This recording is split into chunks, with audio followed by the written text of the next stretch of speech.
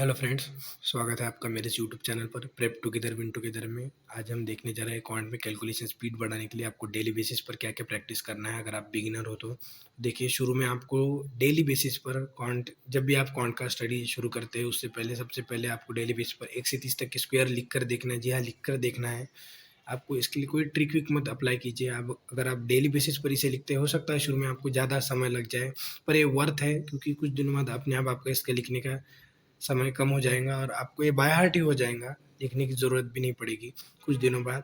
और अगर स्क्वायर फिर आपको 1 से 30 तक के डेली बेसिस पर लिखना है और याद करना है।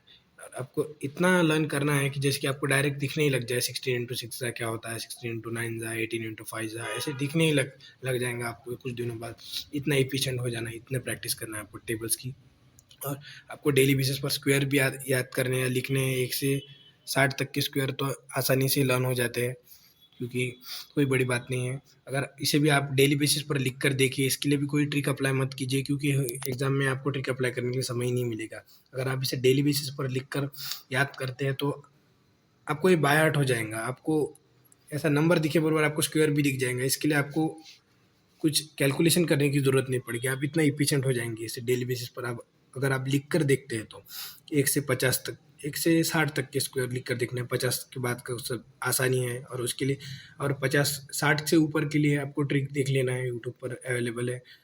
हालांकि उसकी ज़रूरत नहीं पड़ती है, 1 से 50 में आप सफिशिएंट है बहुत स्क्वायर। और आपको डेली बेसिस पर क्यूब भी याद करने हैं दोस्तों, 1 से 25 तक के सफिशिएंट है। डेली बेसिस पर इन्हें लिख कर देखना है। हो सकता है शुरू में आपको ज़्यादा समय लग जाए, पर ये वर्थ है आपकी कैलकुलेशन स्पीड के लिए। आप इसे अगर डेली बेसिस पर लिखते हैं तो आपको ये मेमोराइज हो जाता है, नंबर दिखे बराबर आपको स्क्वायर या क्यूब याद आ जाता है। और आपको डेली बेसिस पर कुछ फ्रैक्शनल वैल्यूज भी लिखने हैं 1 से 20 तक के, और एक वैल्यू ज़्यादा याद रखनी है 1/36 की, जो आपको पाई डायग्राम के डी आई छुड़ाने में काम में आ जाएगा। आपको डेली बेसिस पर 1 से 20 तक के लिख कर देखना है, फ्रैक्शनल वैल्यू जी है लिख कर देखना है, क्योंकि ये भी आपको मेमोरीज हो जाएगा कुछ दिनों बाद। आप इसके लिए ही बहुत इफिशिएंट हो जाएंगी इन सब चीज़ों में, कि आपको फिर याद करने की ज़रूरत नहीं पड़ेगी अलग से। आपको नंबर दिखे बराबर सारे वैल्यूज़ याद आ जाएंगे कैलकुलेशन में, आप इतने एफिशिएंट हो जाएंगे। और आपको डेली बेसिस पर देखिए, डेली बेसिस पर आपको यूनिट डिजिट भी याद करने हैं स्क्वायर और क्यूब के। यूनिट डिजिट से होगा ये, क्योंकि अगर आपको अंडर रूट वैल्यू पूछ लेता है कुछ 729 का, देखिए अंडर रूट स्क्वायर वैल्यू पूछ रहा है तो 729 का, जिसके 9 सिर्फ एक ही इसमें आता है 7 के लिए। 7 और 3 के यूनिट डिजिट में 9 आता है, तो आपको ये याद हो जाएगा करते करते। तो डेली बेसिस पर आप देखिए, अगर यूनिट डिजिट आपको पता हो तो आप कौन सा भी बड़े से बड़ा स्क्वायर या क्यूब निकाल सकते हैं रेंज या अप्रोक्सीमेशन में जाके। देखिए, एक के लिए एक है जैसा यूनिट डिजिट, 2 के लिए 4 आता है यूनिट डिजिट वैल्यू, 3 के लिए 9, 4 के लिए 6 है यूनिट डिजिट, 5 के लिए 5, 6 के लिए 6, 7 के लिए 9, 8 के लिए 4, 9 के लिए 1, 0 के लिए 0 ही रहेगा, 10 के लिए। और यूनिट डिजिट आपको क्यूब के भी यूनिट डिजिट याद कर लेना है। 1 के लिए 1 है, 2 के लिए जैसे 8 है, और 8 के लिए 2 है। देखिए 8 के लिए 2 है यूनिट डिजिट। 3 के लिए 7 है, 7 के लिए 3 है, देखिए 7 के लिए 3, 3 के लिए 7।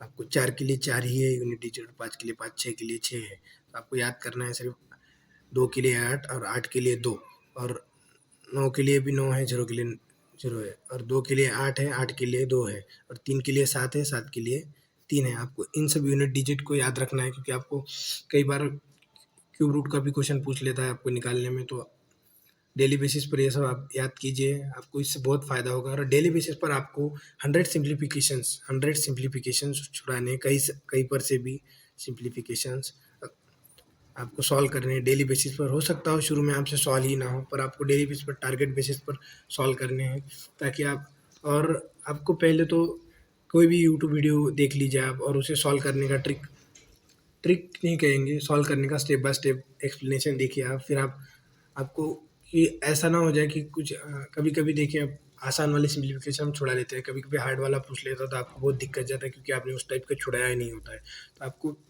बॉडमॉस रूल ये सब आपको देखकर डेली बेसिस पर 100 सिंप्लीफिकेशन आपको सॉल्व करने हैं। सिंप्लीफिकेशन आपको सिर्फ सिंप्लीफिकेशन के लिए काम नहीं आएगा, आपको डेटा इंटरप्रिटेशन में भी आपको कैलकुलेशन स्पीड बढ़ाने में काम में आएगा, और मैथ्स की जो अरिथमेटिक प्रॉब्लम है उनमें भी आपको काम आ जाएगा कैलकुलेशन स्पीड के लिए। क्वाड्रेटिक इक्वेशन, नंबर सीरीज़, ये सब में आपको ये हेल्प कर देगा। ये जितना भी आप सिम्प्लिफिकेशन प्रैक्टिस करेंगे, आपको देखिए मल्टीप्लिकेशन का स्पीड बढ़ जाएगा आपका, टेबल्स याद हो जाएँगे, तो आपको आसानी से क्वाड्रेटिक इक्वेशन सॉल्व कर सकेंगे आप। नंबर सीरीज़ में भी आपको ये काम में आ जाएगा। तो इस तरह अगर आप डेली बेसिस पर इन सब चीज़ों को प्रैक्टिस करते हो, तो आप कुछ दिनों बाद आपको ये बाय हार्ट ही हो जाएगा। हो सकता है शुरू में 1-2 हफ्ते आपको दिक्कत हो जाए या प्रॉब्लम हो कुछ, इन्हें लिखने के लिए वक़्त लग जाए, तो ये वर्थ है। अभी आप वक़्त दीजिए अगर आप बिगिनर हो तो, आपको बाद में इसके लिए प्रॉब्लम नहीं है जाएगा कैलकुलेशन में, और आप एफिशिएंटली सॉल्व कर सकें कोई भी सिम्प्लिफिकेशन हो या वर्ड प्रॉब्लम हो या कोई कैसा भी डीआई हो।